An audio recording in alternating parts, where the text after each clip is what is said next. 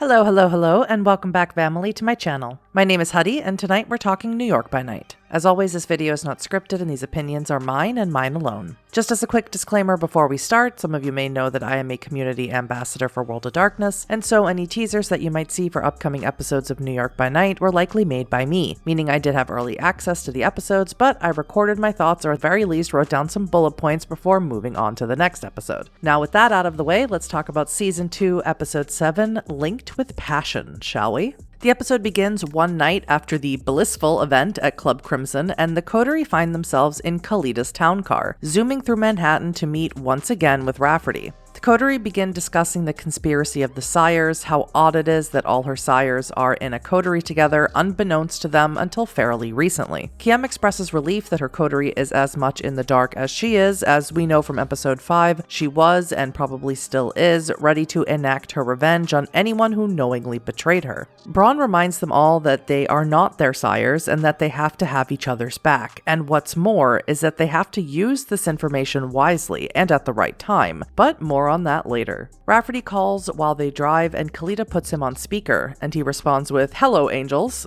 Good morning, angels. Good morning, Charlie. But the pleasantries are washed away quickly as Rafferty gets down to business, informing them of what he needs. And of course, something I had been waiting to hear about since this season started, the incident at the Crescent in Season 1 and the subsequent solo mission by Isaac at the warehouse. Rafferty tells them about the human remains discovered while building the Crescent, and in order to avoid police interference, slowing down the construction, Rafferty had the remains removed to the Atlas shipping warehouse to be watched over by a fellow Ventru named Nigel. However, Nigel has reported to him that a monster arrived and confiscated the remains. We know this monster to, of course, be Isaac, the monstrosity being his flesh crafting, but Rafferty wants to hear the whole truth from Nigel himself, whether in person or through the coterie, should they find the need to beat it out of him or eliminate him. Kalida hilariously asks if Nigel is a brother that she should know about, or if there's a Kindred 23andMe she should look into, and Rafferty denies this and asks if she's jealous, to which Kalida coolly replies that she's never jealous. Coco, incredibly suspect of Rafferty at this point, asks what's in it for them, and Rafferty is taken a bit aback by the request, but offers them a condominium on the waterfront of Chelsea, extending their domain even further, to which all of them accept.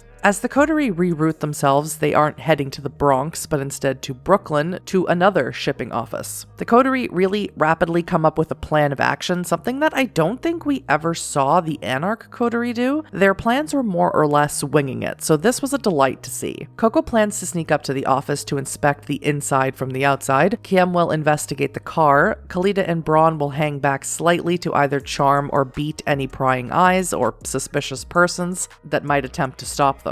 Before exiting, Kalida uses the forgetful mind on Wilcox, so there's no chance he could let Rafferty know about their suspicions of his activities, and she grows hungrier, hearing Rafferty's sultry voice chastising her for not just draining him dry. Kiem and Coco make their way to their targets. Kiem finds the car empty, but Coco hears a TV on inside, as well as at least one voice. Kiem quickly joins her in the shadows and hears the word pizza and smells burnt food and old coffee, indicating that there are humans in there. Braun activates Silence of Death and uses Soaring Leap to get on the roof, but is not totally silent, and the humans inside hear it. Kiem, hearing this, immediately signals for the coterie to converge on the warehouse, that their window of surprise is quickly closing. Speaking of windows, after that signal, Kiem decides to burst through the window, appearing in front of several men brandishing weapons. Coco, taking a more traditional approach, kicks down the front door, also growing hungrier in the process, promising to drink one of the humans inside for her beast. The sudden burst followed so soon after Kiem's crash through the window causes one of the men to shoot off his shotgun by mistake, but misses Coco entirely. Kalida, following behind Coco, catches the eye of the shotgun wielder and forces him on the ground with Mesmerize, again growing hungrier, and uses the stiletto of her heel to disarm the weapon from him in a grisly but inspired fashion.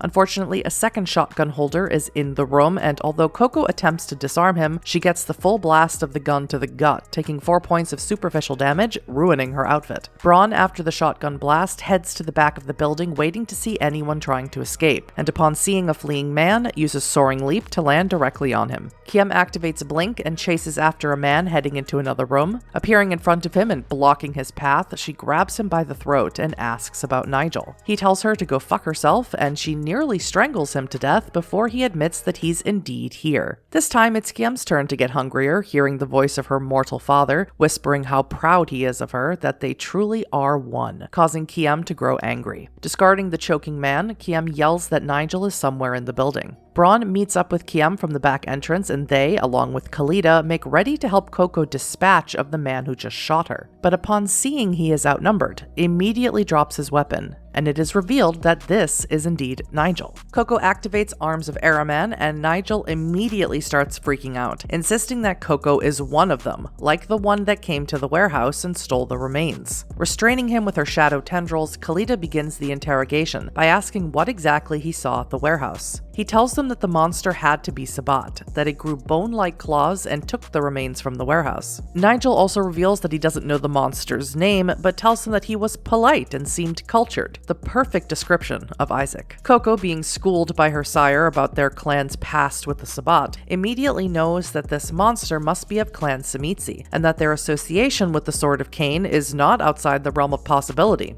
After all, mass expulsion of a sect from a city is propaganda at best.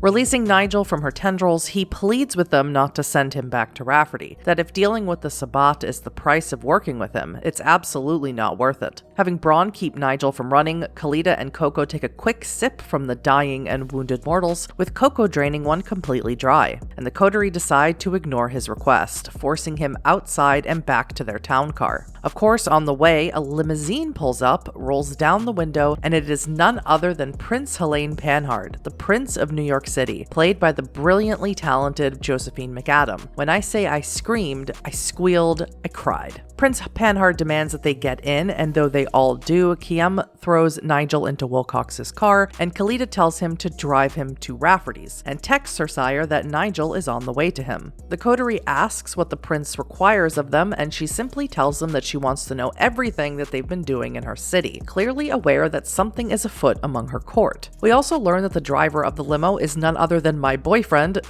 I mean the Toreador Sheriff of New York City, Qadir al-Azmai, who demands to know what they were doing down by the docks. And without any hesitation, all four of them spill all their secrets to the prince. They reveal the possible conspiracy of their sires, Rafferty's business ventures in Anarch territory, Kiem's missing and likely destroyed sire, and Rafferty's ambition to unseat the current Ventru Primogen, Addison Payne, and claim the title for himself. And of course, they tell Qadir about the events of the night, the identity of Nigel, and his run-in with a Tsamitsi in the Bronx. Khalida attempts to text Wilcox to have him turn around and not send Nigel to Rafferty, but Qadir immediately confiscates her phone, clearly forgetting her sire's words, "Don't get caught."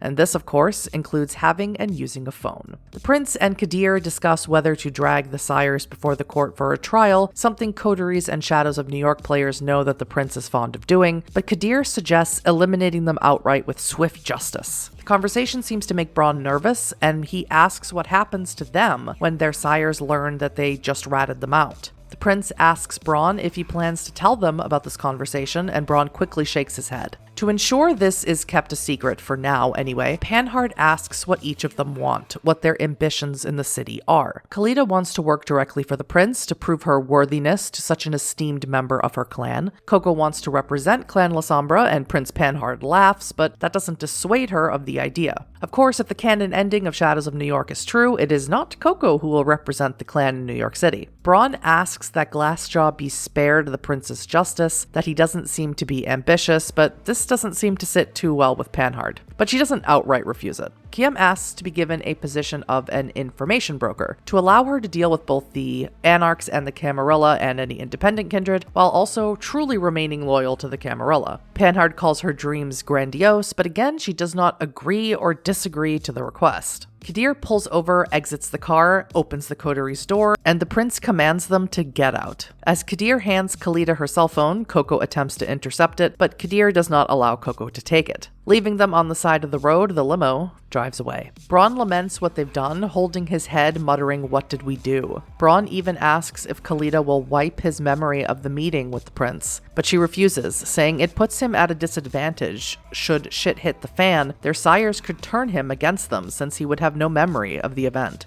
Kalita and Coco say that this was the best person in the Camarilla to give this information to, that there is no one else who has more power in the city. Oh my sweet summer fledglings, if you only knew who Panhard is blood bonded to. Wilcox arrives and Kalita once again uses the forgetful mind on him to make sure he didn't see anyone in the limo that just pulled away. Poor Wilcox, his brain is going to be Swiss cheese by the end of this season, which incidentally is the very next episode. Man, family, where did the time go? If you haven't already, please go follow The World of Darkness on Twitch and YouTube, and if you can, sub to those channels as well. If you enjoyed this video, consider subscribing to me, and let me know your thoughts on Season 2, Episode 7, Linked with Passion in the comments. As always, I'll see you in the next one.